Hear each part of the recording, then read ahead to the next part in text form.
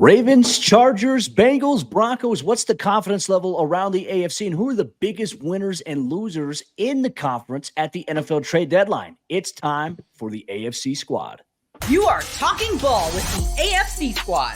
From the Chiefs to the Bills, the Ravens to the Texans, and everyone else around the AFC, it's the local experts of the Locked On Podcast Network, bringing you scoops, breakdowns, and the most comprehensive preview of the upcoming weekend for hard-hitting AFC football with our harder-hitting takes. Buckle up, it's the AFC Squad, and we have a seat for you. No hurt feelings allowed. Squad up. You're part of the AFC Squad. What's happening, everyone? Welcome into AFC Squad here for another weekly edition on the Locked On Podcast Network, your team every day. Grab your favorite beverage, get your favorite food and snack, and sit down as we break down the wild landscape around the AFC here today. I'm Cody Rourke, host of Locked On Broncos, and we got a star-studded cast here today. Chris Carter of Locked On Steelers rejoining the show. David Drogemeyer of Locked On Chargers making his first appearance. Mike Debate, Locked On Patriots. Kevin Ostreicher, Locked On Ravens. Week 10 of the NFL season is here. And I tell you what, it's been a wild ride so far. There's a lot to obviously go through here. This show is brought to you by our friends over there at PrizePicks. Go to prizepicks.com/LockedOnNFL and use code all lowercase LockedOnNFL to win $50 instantly when you play $5. The NFC show, they were talking a little smack. I ain't gonna lie. They were saying that you look at where the NFC is at with all the top-heavy teams. They said that the AFC's middle class is essentially poor. So I'm curious for your thoughts on that. They were taking shots. I feel like this year the AFC is chaotic. Chris Carter, I'm going to throw it to you first here. Your initial thoughts on the state of the conference 10 weeks into things. I think one thing that's coming through is that there are certain divisions in the AFC that aren't delivering, and mainly I'm talking about the AFC North. I feel like I'm going to do some election work and do some battleground states and point to the AFC North. And this division over here is underperforming right now in this state. No, it's just. But I mean, you look at both the Browns and the Bengals were expected to be much better teams than they are right now. The Bengals could still come back. I'm sounding like John King. I'm getting sick of myself. But the Browns at 2-7, I thought they'd be bad. I didn't think they'd be this bad to start. The Bengals at 4-5, they're coming back after a rough start. But the Steelers and Ravens, they're right where I thought they were. And that's the thing that you look at is that you got more bottom feeders in the AFC. Look at the AFC East. 3-6 Jets, 2-6 Dolphins, 2-7 Patriots. Then you go to the AFC South, Titans 2-6, Jaguars 2-7, Raiders 2-7 in the AFC West. You have it. Compare that to you have 3 2-win teams in the NFC, 1 3-win team in the NFC. So like I think that's where the NFC right now can talk a lot of smack because they got those teams. But I think as we get to the second half of the season, we'll get to see some things like there's a big matchup this weekend that I'll be covering. Steelers Commanders 6-2 versus 7-2. And we'll see where some of these teams lay out as more of these matchups come across. Well, and let's throw it now obviously to David here, Locked On Chargers. Look, the Chargers have been a team that's they haven't been talked about as much, even though they're 5-3, right? Obviously, they had the early season bye. Justin Herbert had the injury. They're playing really good football, and Herbert's balling. And right now you have 3 teams in the AFC West that are in the playoff picture as it currently stands. Your thoughts here on obviously the Chargers and where they're at right now? Well, it's nice to have a legitimate head coach for the first time in 25 years. I'll tell you that. They've had 3 first-time head coaches back to back trying to figure out how to coach at the NFL level. And finally, we have a grown-up in the room. Jim Harbaugh has entered the chat, and for the first time in a very, very long time since Marty Schottenheimer, they have an identity. They know a brand of football that they want to play. They're playing excellent defense. They have the number 1 scoring defense in the entire NFL, giving up less than 13 points per game. So when you have an excellent defense and you have a elite quarterback who is not turning the ball over, who is really doing a great job of pushing the ball down the field with, probably a group of wide receivers that, probably one of the worst in the league. I think we can sit here and say they're greatly overperforming. And a lot of that has to do with the offensive scheme, with Jim Harbaugh, and with Justin Herbert being otherworldly and really taking the talent and elevating them as much as they possibly can. The 33rd team seems to continue to disrespect Justin Herbert. I don't personally understand the hate. I think Herbert, with what he's able to do in the passing game right now, with not as many big-time contributors, it's crazy to think that this is a team that no longer has Mike Williams, Keenan Allen, but, they got Quentin Johnston. You got Lad McConkey's emerging a little bit, but it's not star power right now in LA, which is very interesting, but they're still finding ways to grind it out. Harbaugh's got the run-the-ball mentality. They're making plays right there. Mike Debate, Locked On Patriots. I mean, we were excited about Drake May and everything, and then it's like, all right, then now the Patriots have a little bit of a clunker in the end of it on the road against the Tennessee Titans, which honestly Tennessee's a bottom-dwelling team right now. They're one of the biggest jokes, I think, in the AFC. But Drake May at the buzzer, giving them a chance there, and unfortunately you lose in overtime. Well, I think Dave talking about one of the worst wide receiver cores in the AFC and maybe in the NFL. Thought I was being paged there for a moment. I'm probably going to upset a lot of my listeners when I say that, but it's rough times for the Patriots wide receivers. But the one bright spot that continues to come back, Cody, is the play of Drake May. And you saw 11.82 seconds it took for Drake to scramble, utilize the field, use his legs, go off script. It wasn't the prettiest of passes. It was a little bit of luck at the end, if everybody's being honest. But see, this is what an NFL quarterback does. You turn water into wine. You turn something from nothing. And that's exactly what he did. So if he continues to do that and endear himself to this fan base especially, but really I think incorporate that type of excitement into the New England Patriots offensive style, they've got stuff to build on, but it's still a long ways away. That team needs a lot of help on the offensive line. They need help when it comes to this wide receivers group, and the running game needs to get going. This is what the Patriots fans were sold on prior to the season, that Alex Van Pelt's going to come out. He's going to use this outside zone to be able to incorporate play action, really kind of kickstart play action, use it to navigate the middle of the field and then take shots deep down the field. Have not seen enough of that yet, and the Patriots defense has faltered because they are missing several key members of that defense that came up big for them last year. It's been like the perfect storm for New England really to kind of fall apart this year. And yeah, you're looking at a very good microcosm of their season in that first overtime drive for the Tennessee Titans. Grind them out, keep them on their heels, have an old foe like Nick Folk come in, kick a 25-yard field goal, and then in desperation, you can't get the job done. That seems to be the MO this year for the New England Patriots. Well, look, they'll have free agency to hopefully get Drake May some weapons, and may the odds forever be in their favor here. Kevin Ostreicher, Locked On Ravens. Look, Kevin, can we forget about the game that just happened this past Sunday? The Baltimore Ravens putting on a clinic against the Denver Broncos. And look, Kevin, I'll say this, and I caught flack on this on social media. I don't understand. I don't think it's a hot take or a wild take. Like Denver, through the first, I'd say right until the final 2 minutes of the first half. I mean, they were there competing, trading barbs there with Lamar Jackson and them. It was fun to see, but then all of a sudden it's like Bo Nix steps off the field at 17-10. The next time he steps foot on the field, it's 31-10 because they score right before half. They get the ball right after halftime, and they score again.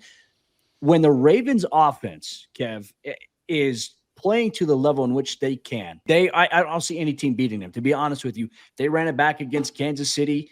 I think that they would destroy Kansas City in this situation. Even though Kansas City's undefeated, I know Chiefs fans are going to hear this like, ooh, why are you talking about that? The Baltimore Ravens, it's so hard because it's pick your poison, right? You sell out to stop the run against Derrick Henry. Lamar's become such an elite passer, and he's got speedy options like Zay Flowers. It was truly a masterclass watching what Lamar was able to do, and he made his strongest case once again for MV3. And unfortunately, the Broncos, they're not there yet.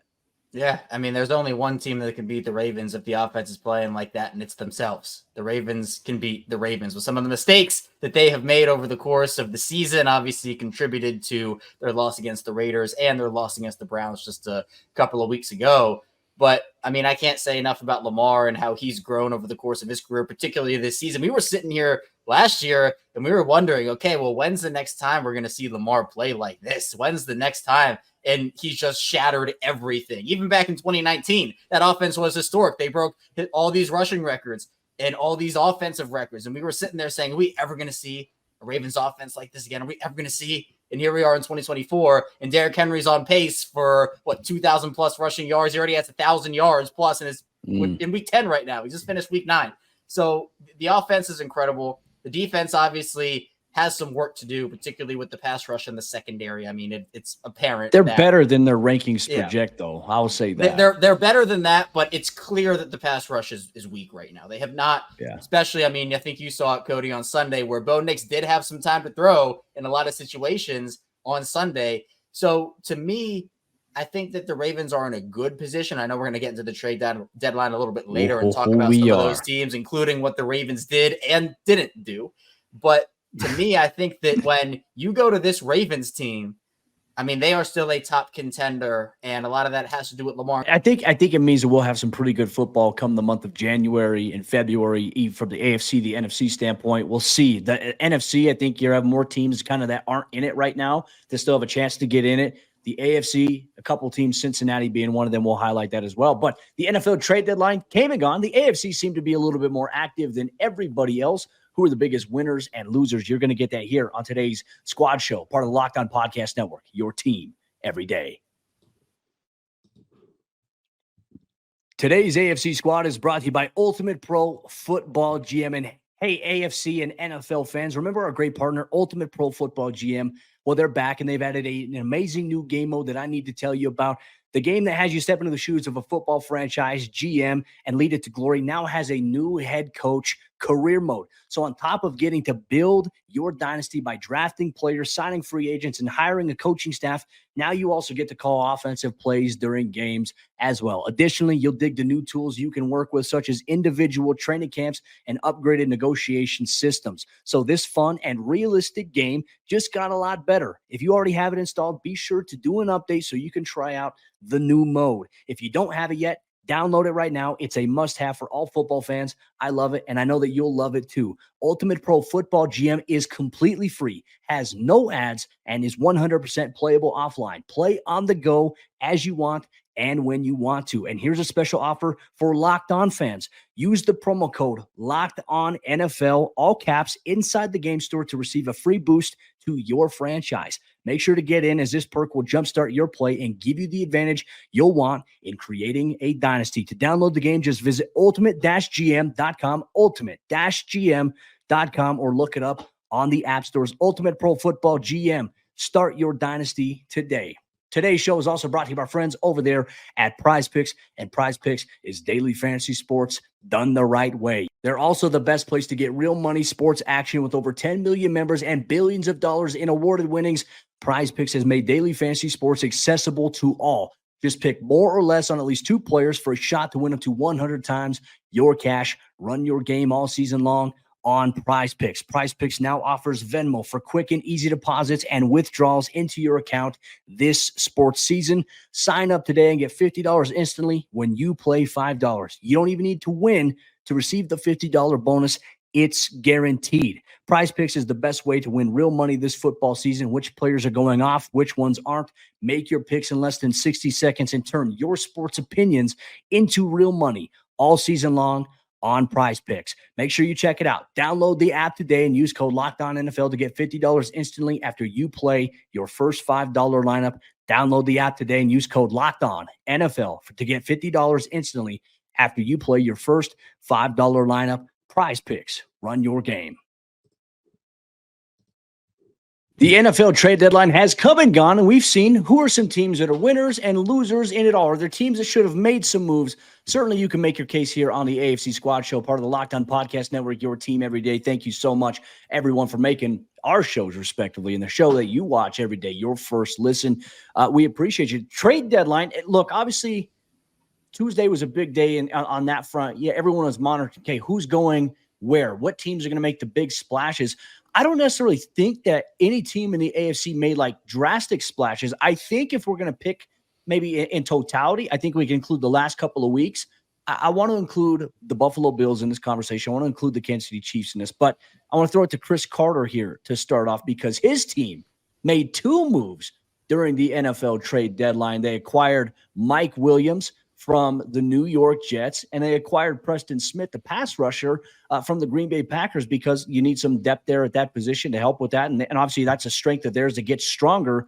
But now you get a wide receiver to pair alongside George Pickens and Russell Wilson. I mean, Chris, How big is this move here for the Steelers? They're solid depth pieces, but they're not like complete needle movers in and of themselves. These are guys that are going to be parts of a bigger sum than just the moves themselves. And I think that that's where the Steelers are hoping to get a bigger change. For example, Mike Williams is a 6'4" tall receiver. David, you know him well. He's not going to be the game breaker. He's not going to win you games by himself. But what he can do is he can be that guy across from George Pickens. Now, they can both line up on the outside, and you have to honor both of them as deep threats. Whereas before, Van Jefferson, more of a strong slot guy than a go up and get a deep guy. Calvin Austin, more of a speedster that if he got behind you, he could be a problem. But both Williams and Pickens are guys that you have to respect their ability to go up and get the football in traffic. And with Russell Wilson, I think that's part of what the Steelers want to do. You look at yards per attempt right now when it comes to play action passing and overall passing right now, and Russell Wilson is among the top in the NFL. Very small sample size, yes.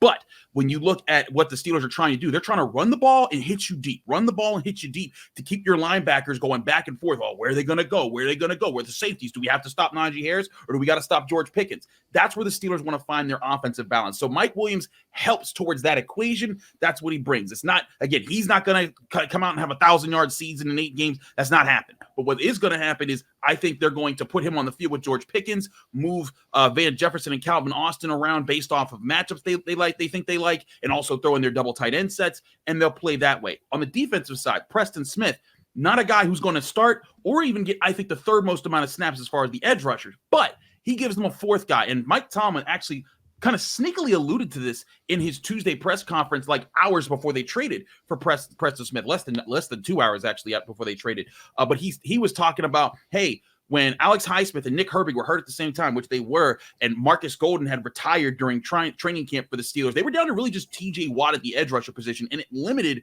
for some time that the amount of blitz packages they could call. And now that Alex Highsmith back, they got him, but they still don't have Herbert, and so they still only have their 2 starters, and so they're trying to be conservative and conserve their guys so that they can have energy at the end. Now, Mike Tomlin said Nick Herbert looking like he might be able to play this week. Now you trade for Preston Smith. Now you have 4 dudes that you can trust that are NFL caliber players, not practice squad guys who can bring heat off the edge. And I think also Preston Smith, a bigger bodied guy, right? He's going to help stuff the run. He's a bigger bodied guy. Nick Herbert, a smaller, quicker guy. So now you have your options behind Highsmith and Watt, who I think are still the best edge rushing duo in football.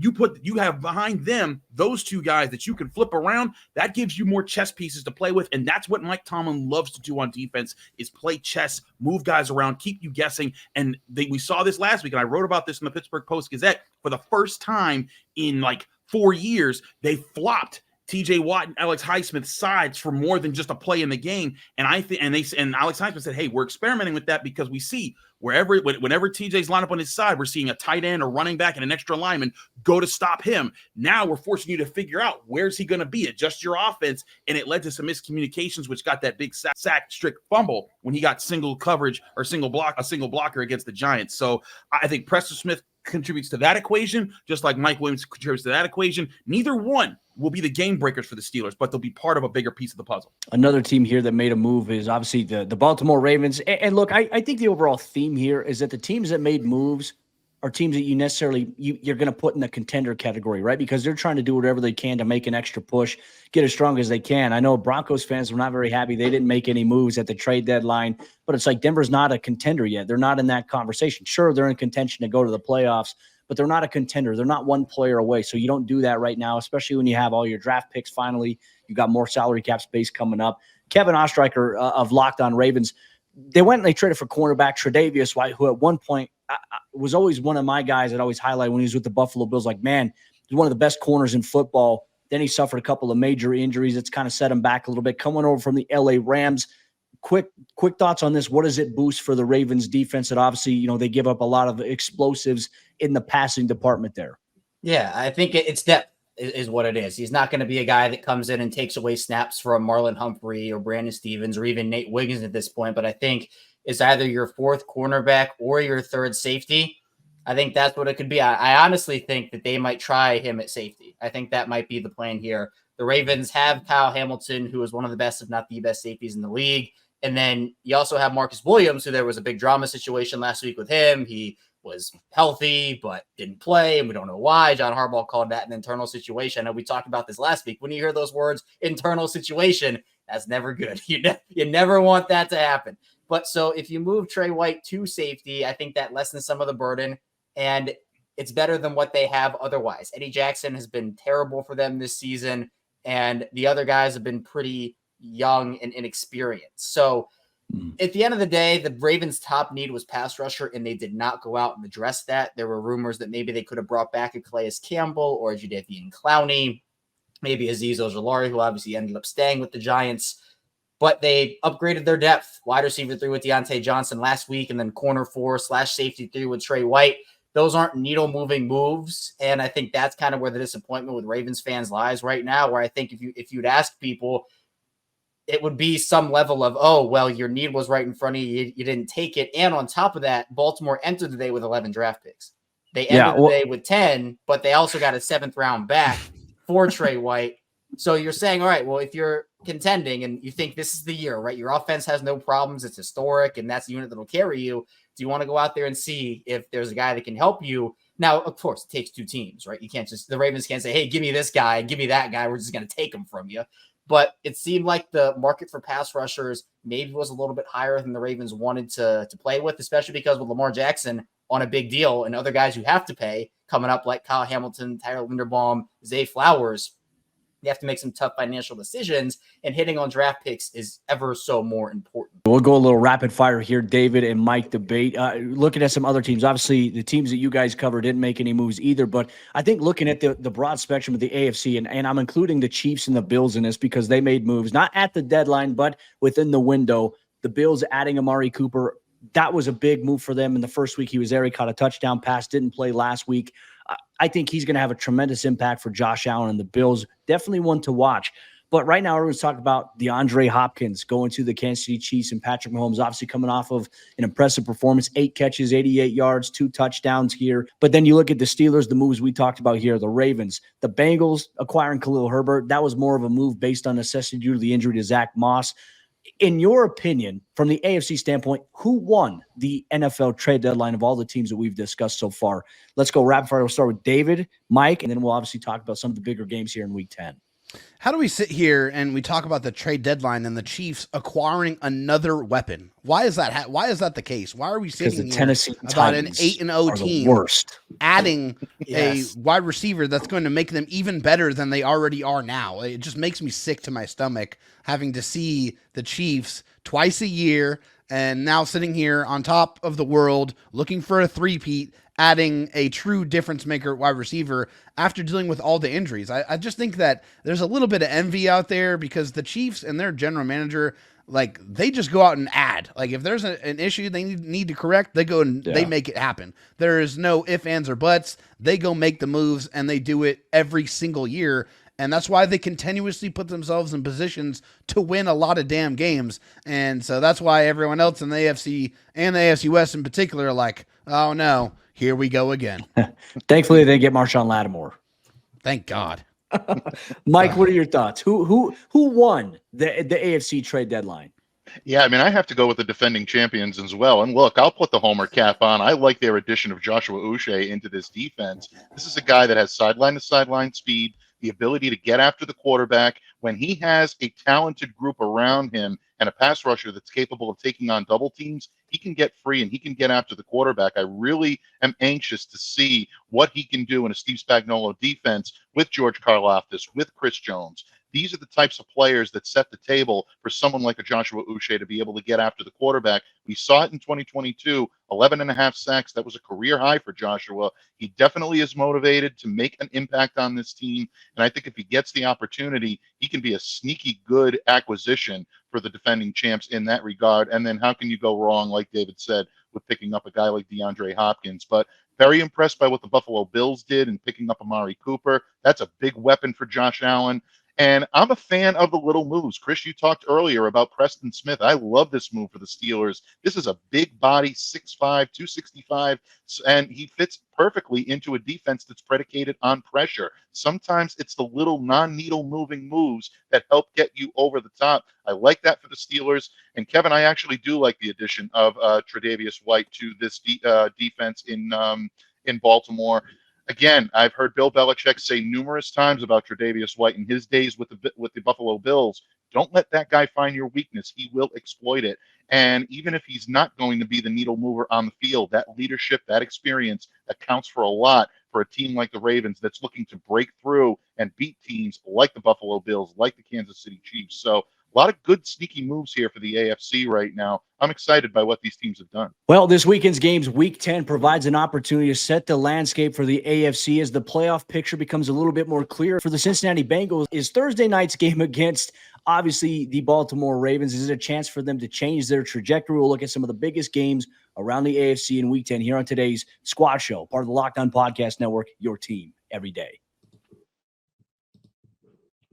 Today's Squad Show is brought to you by our friends over there at FanDuel. And as you all know it, FanDuel is America's #1 sportsbook. And this NFL season, they want to give you a big return inside of the app because right now, new customers, they can bet $5 and get $150 in bonus bets if you win. The FanDuel Sportsbook app gives you everything you need to place live bets on the NFL all in one place, especially with some Week 10 matchups coming up this week that are going to shake up the landscape of the AFC as the playoff picture becomes a little bit clearer and tiebreakers become a little bit more important. So when you get a hunch in the middle of the game, you can check out the latest stats, you can view live play-by-play, and so much more on the same page where you place your bets, whether that's the money line, point spreads, player props, anytime touchdowns, parlays, they have it inside of the FanDuel app. Just visit FanDuel.com to join today. You'll get started with $150 in bonus bets if you win your first $5 bet. That's FanDuel.com. Never waste a hunch and make every moment more with FanDuel, an official sportsbook partner of the NFL. Week 10 has some major implications for the state of the entire AFC. If we don't talk about your team, complain to your team's host there here on the Squad Show here on the Locked On Podcast Network. Let's waste no time jumping into it. We're going to highlight a couple of the bigger matchups, and we'll end the show with some bold predictions. Let's start with Thursday Night Football. Big-time game. Battle for the North there. Obviously, between anytime those games go on in the AFC North, it is a slugfest there. The Cincinnati Bengals, who haven't gotten off to the start that they hoped for, even though that Joe Burrow is playing out of his mind, they have an opportunity right here against the AFC divisional opponent to maybe change a little bit of their luck here, but they're running up against Derrick Henry and that Baltimore Ravens offense, which, look, the Bengals defense this year hasn't been their strong suit. They've been a big reason why they've lost games, hasn't been Joe Burrow. So this is a tough matchup. Big implications here. Kevin, how do you see this one going? Yeah, I mean, that Cincinnati defense is so unimpressive to me. And I thought that they could have done something at the deadline, maybe brought another defensive lineman or just someone to help out. But we saw these two teams play just a couple weeks ago, and that was a 41-38 overtime thriller in Cincinnati. It was all offense, almost 80 points combined between those two teams. I mean, I'm expecting something along those lines again. I think that Baltimore's defense has the higher upside than Cincinnati's does. Now, obviously, Joe Burrow's playing great football right now. The battle between Lamar Jackson and Joe Burrow gave us fireworks the first time. I think it's going to give us fireworks again. But at the time of this recording, it's not looking like T. Higgins is going to be able to suit up in this one. And obviously, the Bengals took it to the Raiders last week without a guy like T. Higgins. But for this Ravens defense, I trust their defense a little more than I trust that Las Vegas defense, considering everything that's going on over there right now. So I think that if Cincinnati loses this game, their playoff hopes are all but dashed. I mean, I know that Joe Burrow's talking about winning 7 of 9 or whatever he said, but you end this game with 6 losses, and I don't think 9-8 gets you into the playoffs in this AFC, despite how middling, I guess, it's been this year. It's going to be tough. It's going to be a tough road for them regardless. And let's shift to another game here, a big game. Obviously, the Denver Broncos on the road at the Kansas City Chiefs. I'm going to set it up for David from an AFC West perspective here.